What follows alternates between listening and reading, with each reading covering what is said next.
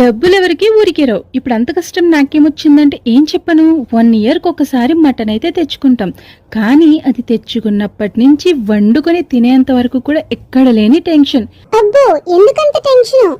ఏం చెప్పున్నా బాధ. చుట్టాలు పట్టాలు పక్కింటోళ్ళంటూ ఎవరైనా వచ్చేస్తారేమో వాసనకని నా భయం నాది. ఏంటి అంత చండాలంగా వండుతావా నువ్వు వంట? కాదే, ఎక్కడ వాటాకొస్తారా అని నా భయం నాది. వచ్చిన చుట్టాలకు పెట్టడానికి ఇంత బాధపడిపోతున్నావా? లలిత జ్యువెలర్స్ గుండంకులు చెప్పిన మాట నువ్వు వినలేదా? డబ్బులు ఎవరికి ఊరికే రావు. ఈ రోజుల్లో మటన్ కొనాలంటే ఆస్తులు అమ్ముకోవాల్సిందే. అయినా నీకేం తెలుస్తుందిలే మా మిడిల్ క్లాస్ వాళ్ళ కష్టాలు. బంధువుల ఇంట్లో ఎవరిదన్నా ఫంక్షన్ ఉందా, పెళ్ళుందా, ఎప్పుడు పిలుస్తారా అని ఎదురు చూస్తాం. ఎందుకో తెలుసా?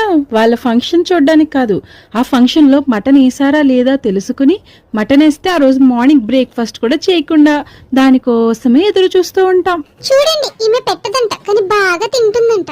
నేనన్నది తప్ప అండి?